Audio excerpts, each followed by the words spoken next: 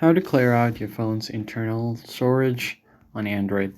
Hey guys, welcome back to the channel. In today's video, I'm going to be showing you a quick and easy way to clear out your internal storage on Android. For that, many Android phones come now with the default storage cleaner. For that, you can go ahead and open up your settings. From your settings, all you have to do here is go back and find the option for device care and click on it. So I've got device care right here down below. From device care, you need to go ahead and tap on storage.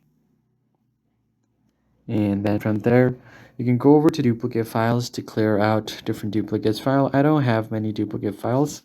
So what you can do is tap on show more. And it's going to show you what's taking up a lot of space for you.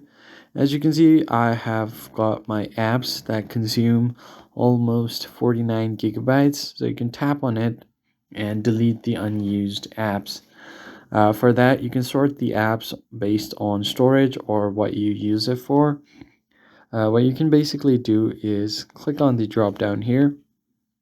And from there, you can select by last used.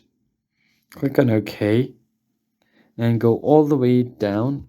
Find the apps that you don't usually use and you can easily delete those.